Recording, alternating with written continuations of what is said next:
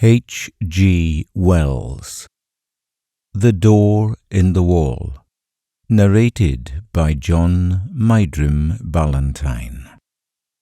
Chapter 1. One confidential evening, not 3 months ago, Lionel Wallace told me this story of the door in the wall.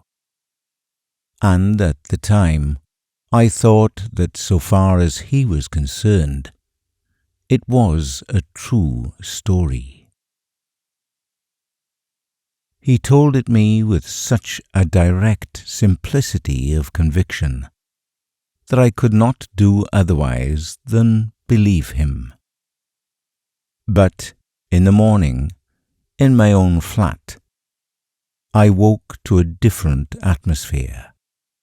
And as I lay in bed and recalled the things he had told me, stripped of the glamour of his earnest, slow voice, denuded of the focused, shaded table light, the shadowy atmosphere that wrapped about him, and the pleasant, bright things, the dessert and glasses and napery of the dinner we had shared, making them for the time a bright little world cut off from everyday realities. I saw it all as frankly incredible. He was mystifying, I said, and then, how well he did it. It isn't quite the thing I should have expected him, of all people, to do well.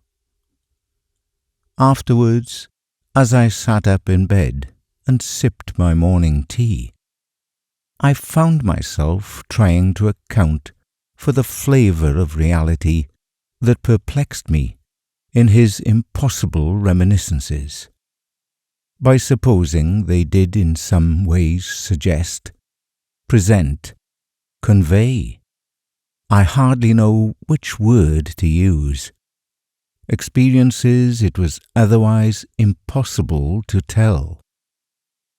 Well, I don't resort to that explanation now. I have got over my intervening doubts. I believe now, as I believed at the moment of telling, that Wallace did to the very best of his ability strip the truth of his secret for me.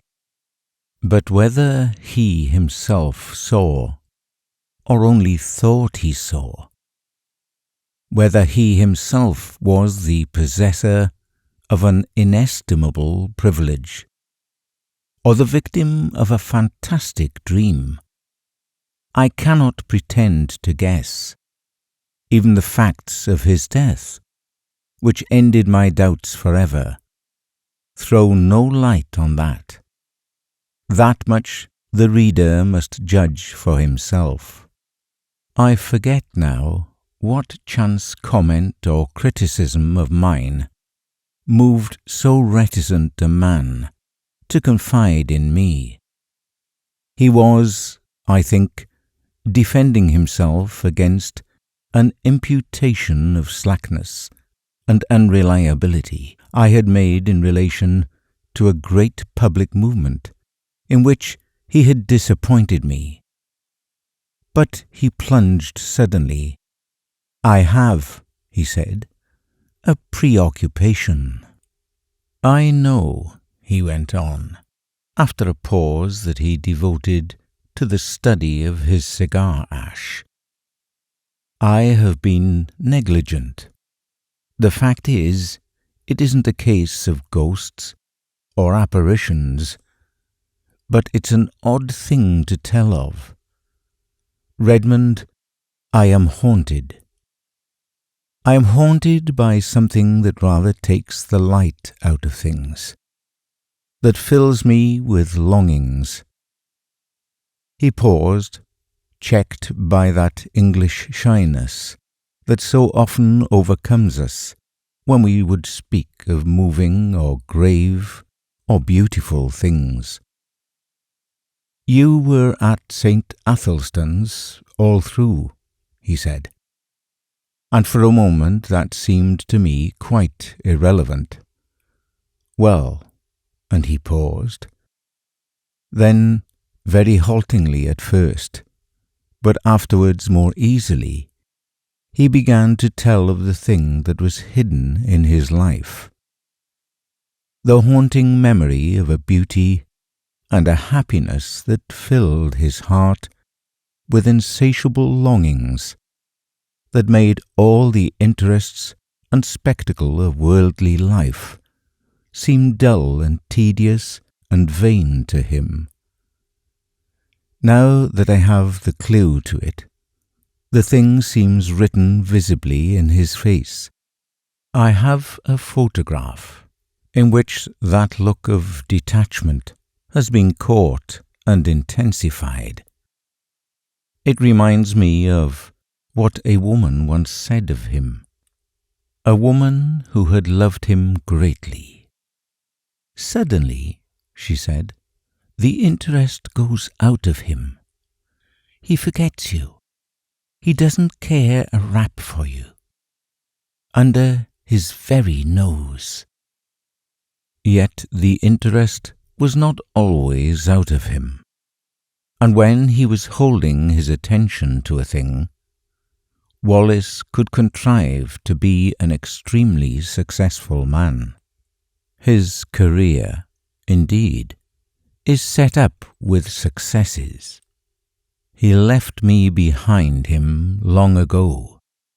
He soared up over my head and cut a figure in the world that I couldn't cut anyhow.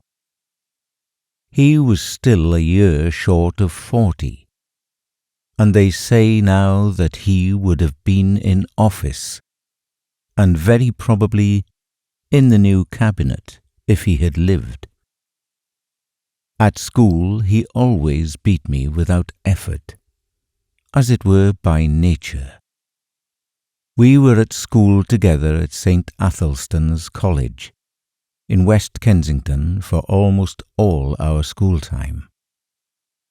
He came into the school as my co-equal, but he left far above me, in a blaze of scholarships and brilliant performance. Yet I think I made a fair average running, and it was at school I heard first of the door in the wall.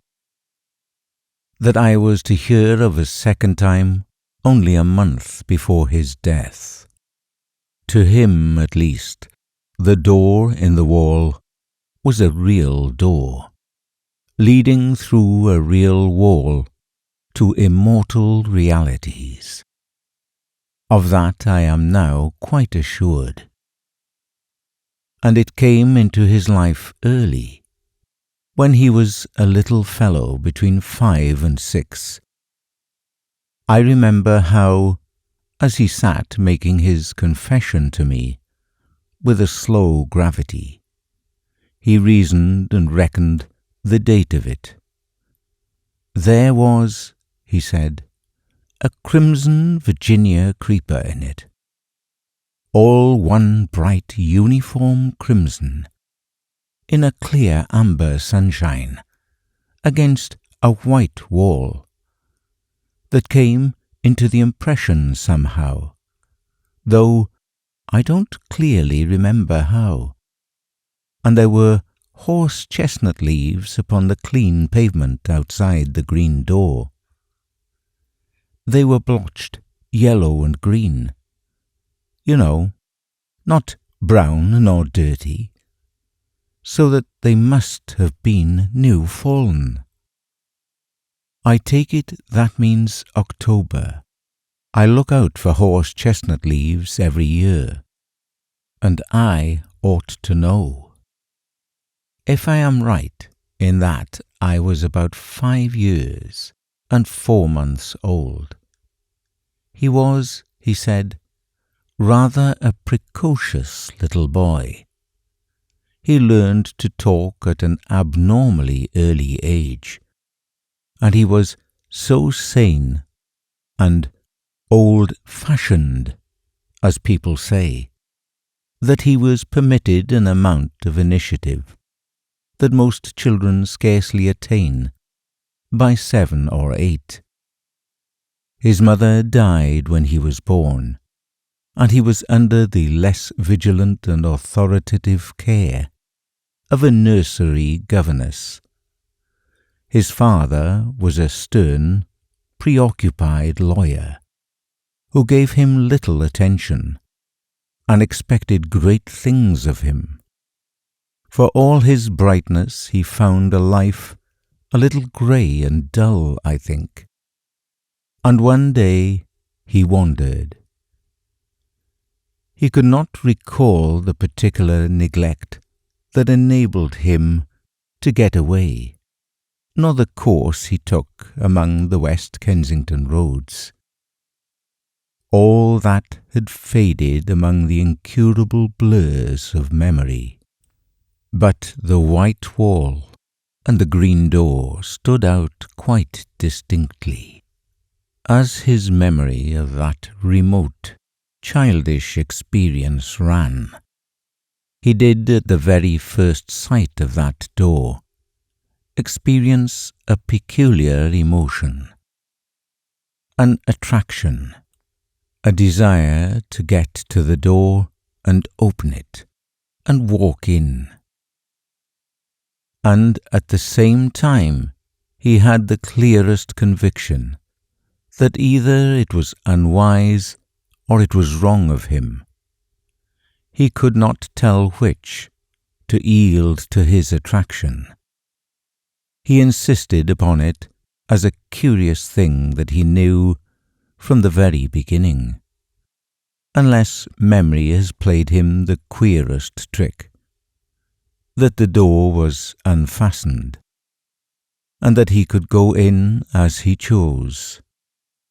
I seemed to see the figure of that little boy, drawn and repelled, and it was very clear in his mind, too, though why it should be so was never explained, that his father would be very angry if he went through that door.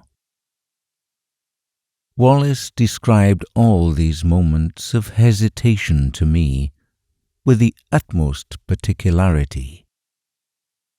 He went right past the door, and then, with his hands in his pockets, and making an infantile attempt to whistle, strolled right along beyond the end of the wall. There he recalls a number of mean, dirty shops, and peculiarly that of a plumber and decorator, with the dusty disorder of earthenware pipes, sheet lead ball taps, pattern books of wallpaper, and tins of enamel. He stood pretending to examine these things, and coveting, passionately desiring the green door. Then, he said, he had a gust of emotion.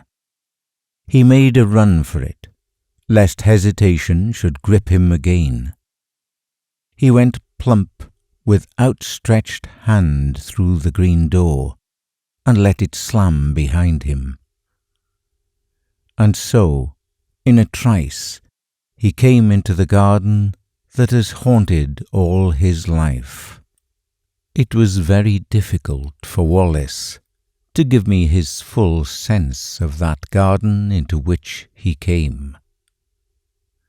There was something in the very air of it that exhilarated, that gave one a sense of lightness and good happening and well-being. There was something in the sight of it that made all its colour clean and perfect, and subtly luminous. In the instant of coming into it, one was exquisitely glad, as only in rare moments and when one is young and joyful, one can be glad in this world. And everything was beautiful there. Wallace mused before he went on telling me. "You see," he said, with the doubtful inflection of a man who pauses at incredible things. "There were 2 great panthers there. Yes, spotted panthers. And I was not afraid. There was a long, wide path with marble-edged flower borders on either side. And these 2 huge velvety beasts were playing there with a ball. One looked up and came towards me, a little curious as it seemed. It came right up to me, rubbed its soft round ear very gently against the small hand I held out, and purred.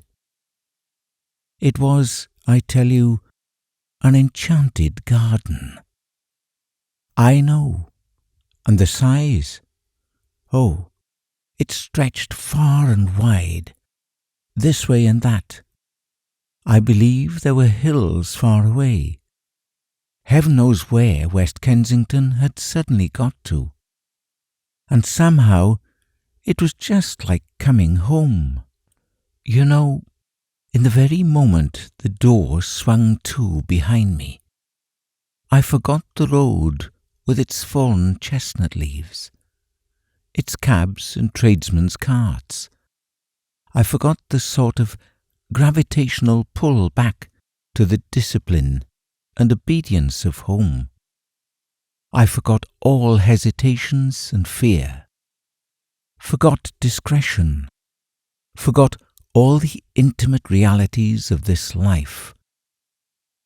I became in a moment a very glad and wonder-happy little boy in another world. It was a world with a different quality, a warmer, more penetrating and mellower light, with a faint, clear gladness in its air, and wisps of sun-touched cloud in the blueness of its sky. And before me ran this long, wide path, invitingly with weedless beds on either side, rich with untended flowers, and these 2 great panthers. I put my little hands fearlessly on their soft fur, and caressed their round ears, and the sensitive corners under their ears, and played with them, and it was as though they welcomed me home. There was a keen sense of home-coming in my mind, and when presently a tall, fair girl appeared in the pathway, and came to meet me, smiling, and said, "Well?" to me, and lifted me and kissed me, and put me down, and led me by the hand.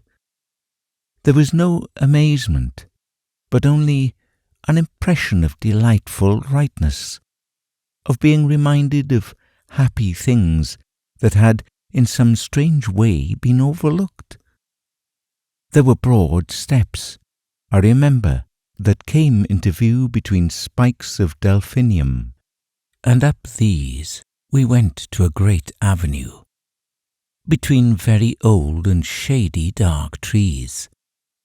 All down this avenue, you know, between the red chapped stems, were marble seats of honour and statuary, and very tame and friendly white doves. And along this avenue my girlfriend led me.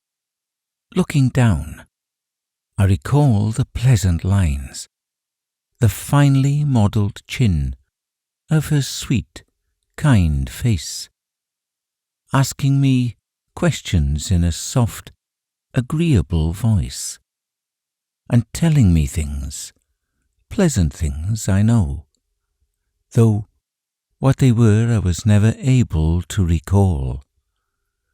And presently a little capuchin monkey, very clean, with a fur of ruddy brown, and kindly hazel eyes, came down a tree to us, and ran beside me, looking up at me and grinning, and presently leapt to my shoulder. So we went on our way in great happiness. He paused. "Go on," I said. "I remember little things. We passed an old man, musing among laurels.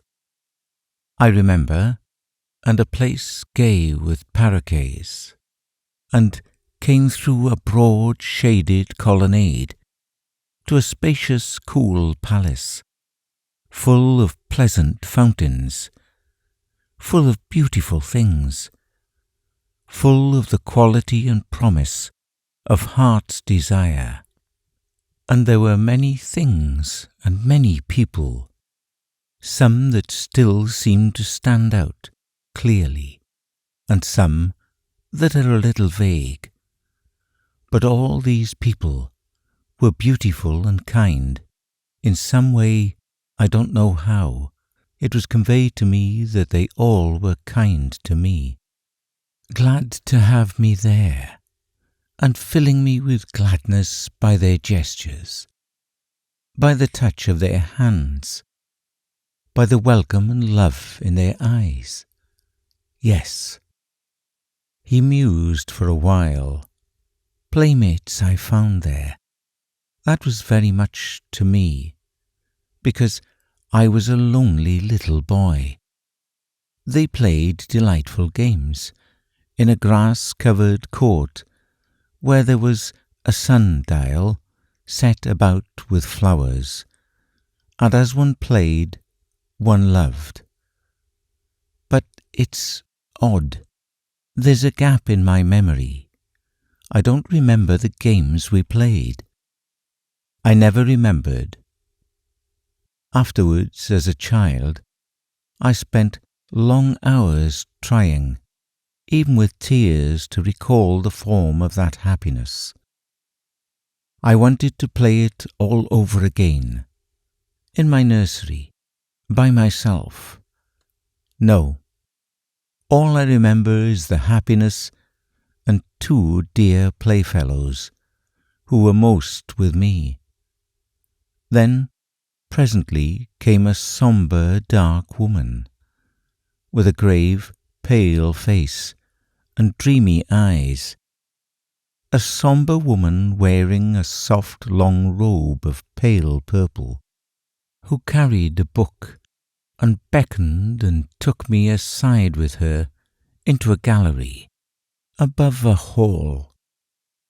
Though my playmates were loath to have me go, and ceased their game, and stood watching as I was carried away. "Come back to us," they cried. "Come back to us soon." I looked up at her face, but she heeded them not at all. Her face was very gentle and grave. She took me to a seat in the gallery, and I stood beside her, ready to look at her book as she opened it upon her knee. The pages fell open. She pointed, and I looked, marvelling, for in the living pages of that book I saw myself. It was a story about myself, and in it were all the things that had happened to me since ever I was born. It was wonderful to me, because the pages of that book were not pictures, you understand, but realities. Wallace paused gravely, looked at me doubtfully. "Go on," I said. "I understand."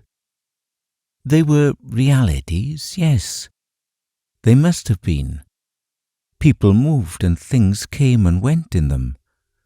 My dear mother, whom I had near forgotten, Then my father, stern and upright, the servants, the nursery, all the familiar things of home. Then the front door and the busy streets, with traffic to and fro. I looked and marvelled, and looked half doubtfully again into the woman's face, and turned the pages over, skipping this and that, to see more of this book, and more, and so, at last, I came to myself, hovering and hesitating, outside the green door, in the long white wall, and felt again the conflict and the fear. "And next?" I cried, and would have turned on, but the cool hand of the grave woman delayed me. "Next," I insisted, and struggled gently with her hand, pulling up her fingers with all my childish strength. And as she yielded, and the page came over, she bent down upon me like a shadow, and kissed my brow. But the page did not show the enchanted garden, nor the panthers, nor the girl who had led me by the hand, nor the playfellows who had been so loath to let me go. It showed a long grey street in West Kensington, on that chill hour of afternoon, before the lamps are lit, and I was there, a wretched little figure, weeping aloud, for all that I could do to restrain myself, and I was weeping because I could not return to my dear playfellows, who had called after me, "Come back to us! Come back to us soon!" I was there.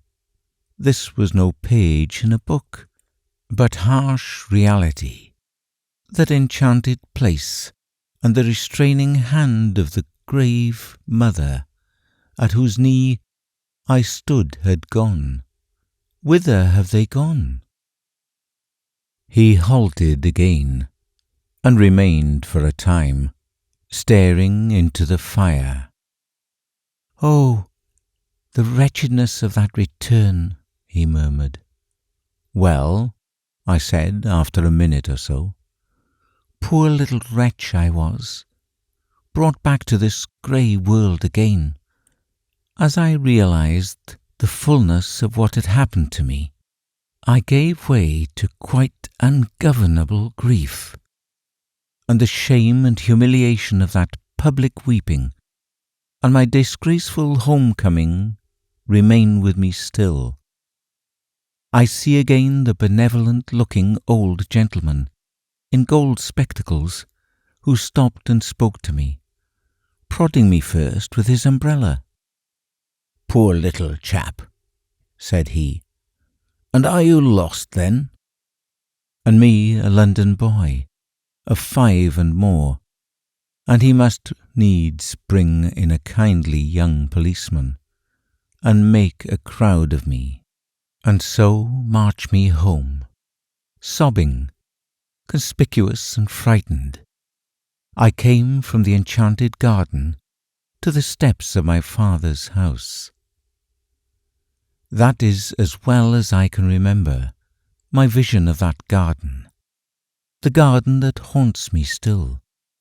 Of course, I can convey nothing of that indescribable quality of translucent unreality, that difference from the common things of experience that hung about it all, but that is what happened. If it was a dream, I am sure it was a daytime and altogether extraordinary dream.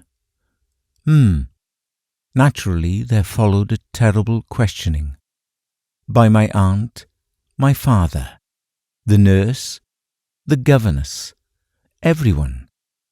I tried to tell them, and my father gave me my first thrashing for telling lies. When afterwards I tried to tell my aunt, she punished me again for my wicked persistence. Then, as I said, everyone was forbidden to listen to me, to hear a word about it. Even my fairy tale books were taken away from me for a time, because I was too imaginative. Yes, they did that. My father belonged to the old school, and my story was driven back upon myself. I whispered it to my pillow that was often damp and salt to my whispering lips, with childish tears, and I added always to my official and less fervent prayers this one heartfelt request: please, God, I may dream of the garden. Oh, take me back to my garden. Take me back to my garden. I dreamt often of the garden. I may have added to it. I may have changed it. I do not know. All this, you understand, is an attempt to reconstruct from fragmentary memories a very early experience. Between that and the other consecutive memories of my boyhood, there is a gulf. A time came when it seemed impossible I should ever speak of that wonder glimpse again. I asked an obvious question. No, he said, I don't remember that I ever attempted to find my way back to the garden in those early years. This seems odd to me now, but I think that very probably a closer watch was kept on my movements after this misadventure, to prevent my going astray. No, it wasn't until you knew me that I tried for the garden again, and I believe there was a period, incredible as it seems now, when I forgot the garden altogether. When I was about 8 or 9, it may have been. Do you remember me as a kid at St. Athelstan's? Rather. I didn't show any signs, did I, in those days, of having a secret dream?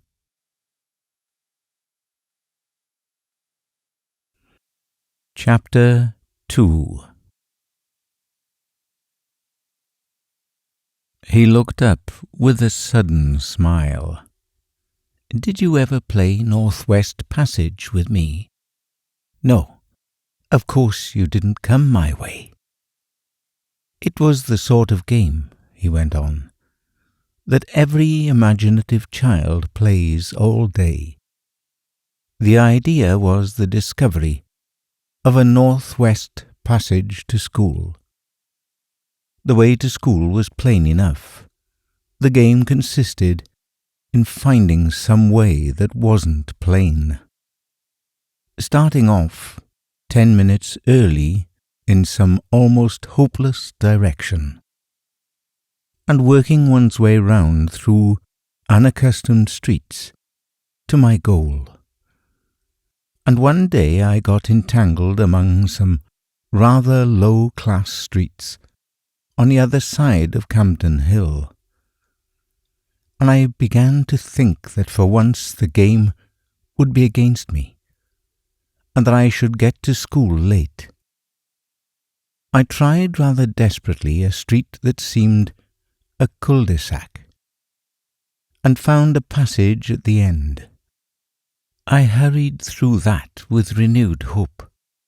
I shall do it yet, I said, and passed a row of frowsy little shops that were inexplicably familiar to me. And behold, there was my long white wall and the green door that led to the Enchanted garden. The thing whacked upon me suddenly. Then, after all, that garden, that wonderful garden, wasn't a dream.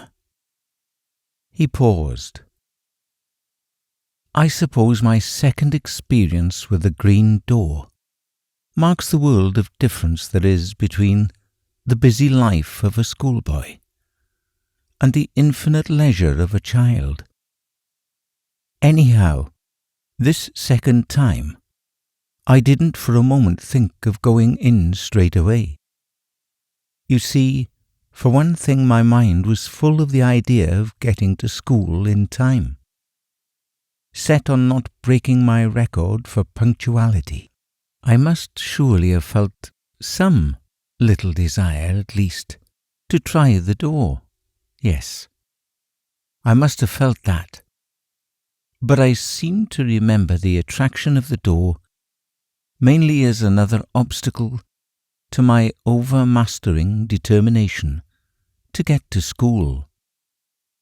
I was immediately interested by this discovery I had made. Of course, I went on with my mind full of it, but I went on. It didn't check me. I ran past, tugging out my watch, found I had 10 minutes still to spare. And then I was going downhill into familiar surroundings. I got to school, breathless, it's true, and wet with perspiration, but in time. I can remember hanging up my coat and hat, went right by it, and left it behind me. Odd, eh? He looked at me thoughtfully. Of course, I didn't know then it wouldn't always be there. Schoolboys have limited imaginations. I suppose I thought it was an awfully jolly thing to have it there, to know my way back to it. But there was the school tugging at me. I expect I was a good deal distraught and inattentive that morning, recalling what I could of the beautiful, strange people I should presently see again. Oddly enough, I had no doubt in my mind that they would be glad to see me. Yes, I must have thought of the garden that morning just as a jolly sort of place to which one might resort in the interludes of a strenuous scholastic career. I didn't go that day at all. The next day was a half holiday, and that may have weighed with me.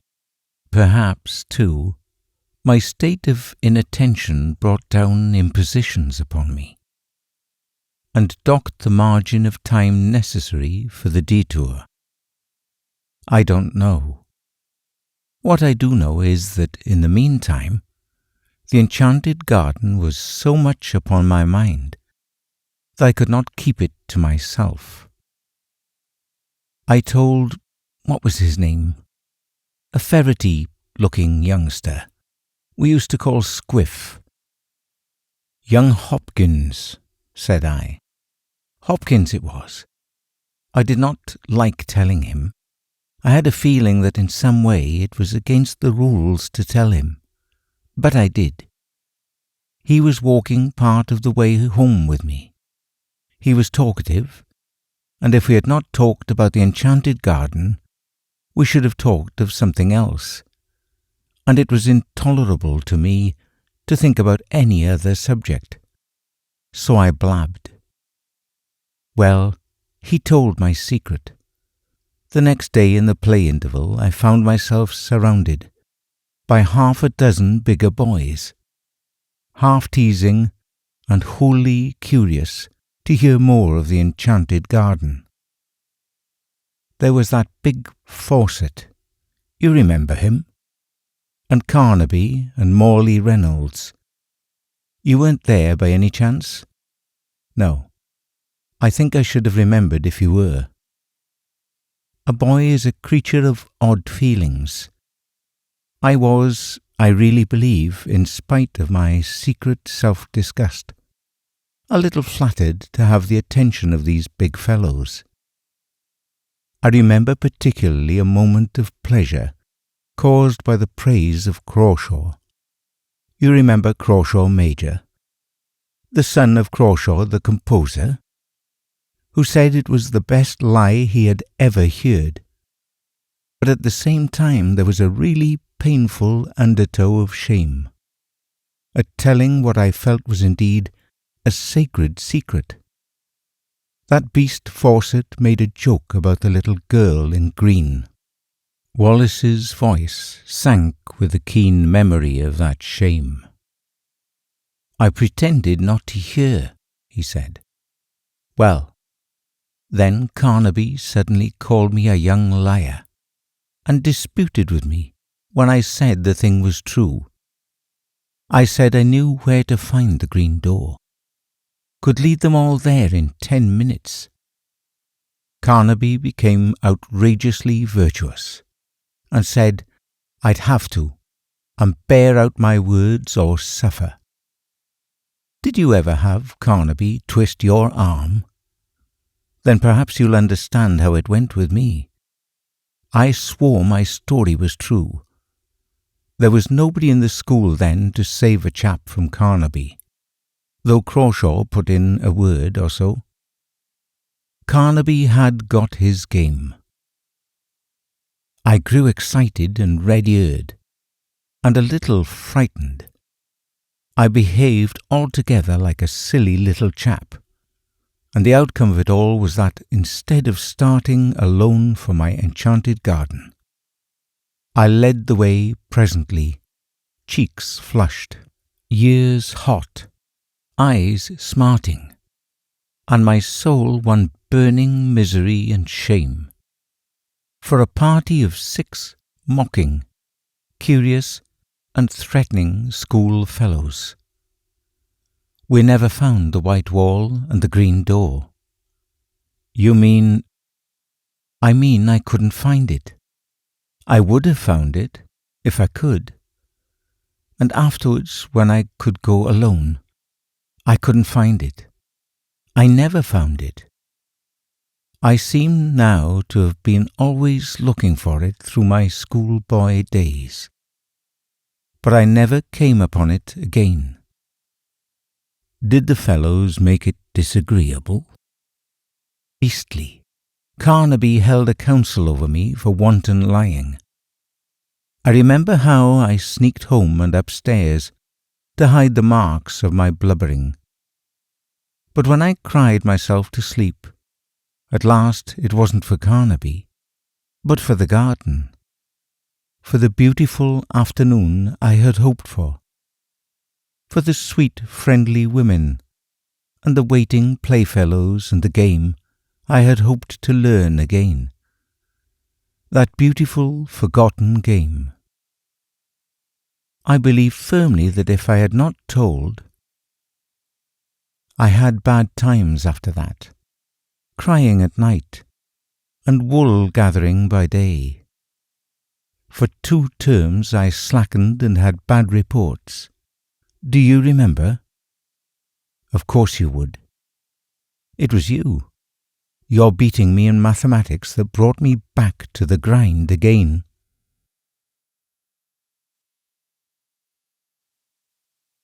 Chapter 3. For a time my friend stared silently into the red heart of the fire. Then he said, I never saw it again until I was 17. It leapt upon me for the 3rd time, as I was driving to Paddington on my way to Oxford and a scholarship. I had just one momentary glance. I was leaning over the apron of my hansom, smoking a cigarette, and no doubt thinking to myself, no end of a man of the world. And suddenly there was the door, the wall, the dear sense of unforgettable and still attainable things. We clattered by, I too taken by surprise to stop my cab, until we were well past and round the corner. Then I had a queer moment, a double and divergent movement of my will. I tapped the little door in the roof of the cab, and brought my arm down to pull out my watch. Yes, sir, said the cabman smartly. Well, it's nothing, I cried. "My mistake. We haven't much time. Go on." And he went on. I got my scholarship, and the night after I was told of that, I sat over my fire in my little upper room, my study, in my father's house, with his praise, his rare praise, and his sound counsels ringing in my ears, and I smoked my favourite pipe, the formidable bulldog of adolescence, and thought of that door in the long white wall. If I had stopped, I thought, I should have missed my scholarship. I should have missed Oxford, muddled all the fine career before me. I begin to see things better. I fell musing deeply, but I did not doubt then this career of mine was a thing that merited sacrifice. Those dear friends, that clear atmosphere seemed very sweet to me, very fine, but remote. My grip was fixing now upon the world. I saw another door opening, the door of my career. He stared again into the fire. Its red lights picked out a stubborn strength in his face, for just one flickering moment, and then it vanished again. "Well," he said and sighed, "I have served that career. I have done much work, much hard work, but I have dreamt of the enchanted garden 1,000 dreams, and seen its door, or at least glimpsed its door, 4 times since then. Yes, 4 times. For a while this world was so bright and interesting, seemed so full of meaning and opportunity, that the half-effaced charm of the garden was by comparison gentle and remote. Who wants to pat panthers on the way to dinner with pretty women and distinguished men? I came down to London from Oxford, a man of bold promise that I have done something to redeem. Something, and yet there have been disappointments. Twice I have been in love. I will not dwell on that.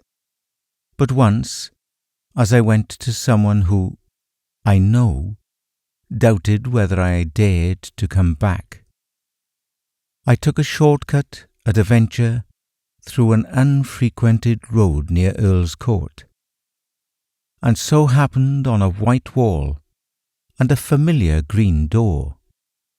"Odd," said I to myself, "but I thought this place was Campden Hill. It's the place I never could find somehow. Like counting Stonehenge, the place of that queer daydream of mine." And I went by it intent upon my purpose. It had no appeal to me that afternoon.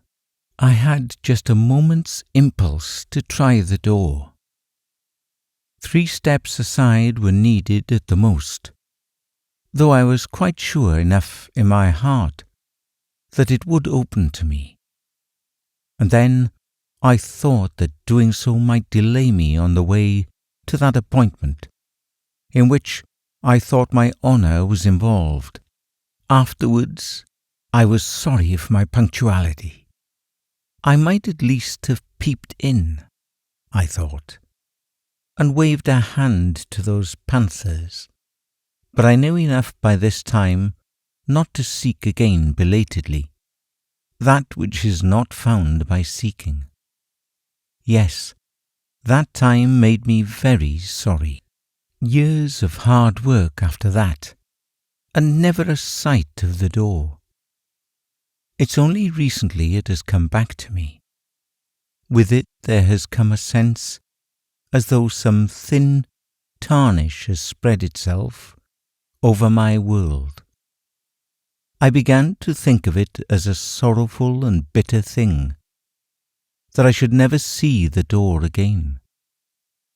Perhaps I was suffering a little from overwork. Perhaps it was what I've heard spoken of as the feeling of 40. I don't know.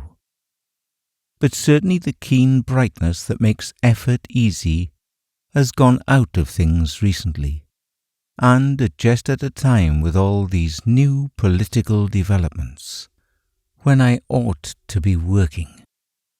Odd, isn't it? But I do begin to find life toilsome. Its rewards, as I come near them, cheap. I began, a little while ago, to want the garden quite badly. Yes, and I've seen it 3 times. The garden? No, the door. And I haven't gone in. He leaned over the table to me, with an enormous sorrow in his voice as he spoke. Thrice I have had my chance. Thrice. If ever that door offers itself to me again, I swore I will go in out of this dust and heat, out of this dry glitter of vanity, out of these toilsome futilities. I will go and never return. This time I will stay. I swore it, and when the time came, I didn't go. 3 times in 1 year I have passed that door and failed to enter. 3 times in the last year. The first time was on the night of the Snatch Division, on the Tenants' Redemption Bill, on which the government was saved by a majority of 3. You remember? No one on our side, perhaps very few on the opposite side, expected the end that night. Then the debate collapsed like eggshells. I and Hotchkiss were dining with his cousin at Brentford. We were both unpaired, and we were called up by telephone and set off at once in his cousin's motor. We got in barely in time, and on the way we passed my wall and door, livid in the moonlight, blotched with hot yellow as the glare of our lamps lit it, but unmistakable. "My God!" I cried. "What?" said Hotchkiss. "Nothing," I answered, and the moment passed. "I've made a great sacrifice. I told the whip as I got in, 'They all have,'" he said, and hurried by. I do not see how I could have done otherwise then, and the next occasion was as I rushed to my father's bedside to bid that stern old man farewell. Then, too, the claims of life were imperative. But the 3rd time was different. It happened a week ago. It fills me with hot remorse to recall it. I was with Gurka and Ralph's. It's no secret now, you know, that I've had my talk with Gurka. We had been dining at Frobisher's, and the talk had become intimate between us. The question of my place in the reconstructed ministry lay always just over the boundary of the discussion. Yes, that's all settled. It needn't be talked about yet, but there's no reason to keep a secret from you. Yes, thanks. But let me tell you my story. Then, on that night, things were very much in the air. My position was a very delicate one. I was keenly anxious to get some definite word from Gurka, but was hampered by Ralph's presence. I was using the best power of my brain to keep that light and careless talk not too obviously directed to the point that concerns me. I had to. Ralph's behaviour since has more than justified my caution. Ralph's, I knew, would leave us beyond the Kensington High Street, and then I could surprise Gurkha by a sudden frankness. One has sometimes to resort to these little devices.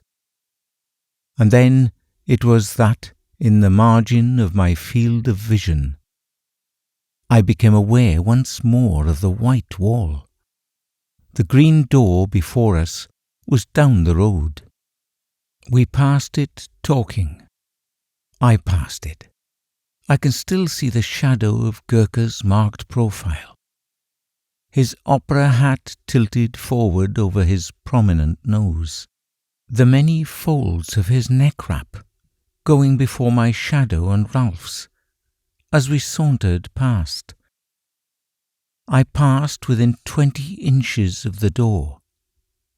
If I say good night to them and go in, I asked myself, what will happen? And I was all a tingle for that word with Gurkha. I could not answer that question in the tangle of my other problems. They will think me mad, I thought. And suppose I vanish now? Amazing disappearance of a prominent politician. That weighed with me. 1,000 inconceivably petty worldlinesses weighed with me in that crisis. Then he turned on me with a sorrowful smile, and, speaking slowly, "Here I am," he said. "Here I am," he repeated. And my chance has gone from me. 3 times in 1 year the door has been offered me. The door that goes into peace, into delight, into a beauty beyond dreaming. A kindness no man on earth can know. And I have rejected it, Redmond. And it has gone. How do you know? I know. I know. I am left now to work it out, to stick to the tasks that held me so strongly when my moments came. You say I have success. This vulgar, tawdry, irksome, envied thing. I have it. He had a walnut in his big hand. If that was my success, he said, and crushed it, and held it out for me to see. Let me tell you something, Redmond. This loss is destroying me. For 2 months, for 10 weeks nearly now, I have done no work at all, except the most necessary and urgent duties. My soul is full of inappeasable regrets. At nights, when it is less likely I shall be recognized, I go out. I wander. Yes, I wonder what people would think of that if they knew. A cabinet minister, the responsible head of the most vital of all departments, wandering alone, grieving sometimes, near audibly lamenting, for a door, for a garden.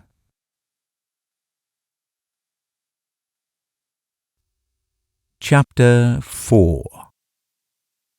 I can see now his rather pallid face, and the unfamiliar sombre fire that had come into his eyes. I see him very vividly tonight. I sit recalling his words, his tones, and last evening's Westminster Gazette still lies on my sofa, containing the notice of his death.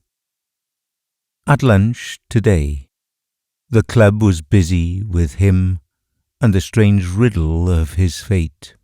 They found his body very early yesterday morning in a deep excavation near East Kensington Station. It is one of 2 shafts that have been made in connection with an extension of the railway southward. It is protected from the intrusion of the public by a hoarding upon the high road, in which a small doorway has been cut for the convenience of some of the workmen who live in that direction. The door was left unfastened through a misunderstanding between 2 gangers, and through it he made his way. My mind is darkened with questions and riddles. It would seem he walked all the way from the house that night. He has frequently walked home during the past session. And so it is, I figure, his dark form coming along the late and empty streets, wrapped up, intent. And then did the pale electric lights near the station cheat the rough planking into a semblance of white? Did that fatal unfastened door awaken some memory? Was there, after all, ever any green door in the wall at all? I do not know. I have told his story as he told it to me. There are times when I believe that Wallace was no more than the victim of the coincidence between a rare but not unprecedented type of hallucination and a careless trap. But that indeed is not my profoundest belief. You may think me superstitious, if you will, and foolish.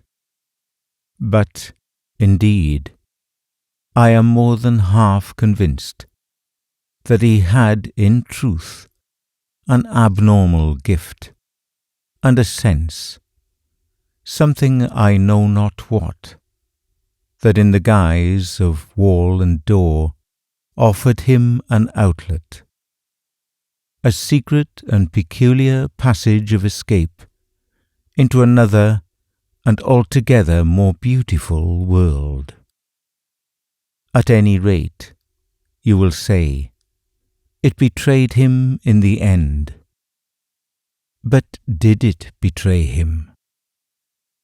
There you touch the inmost mystery of those dreamers, these men of vision and the imagination. We see our world fair and common, the hoarding and the pit.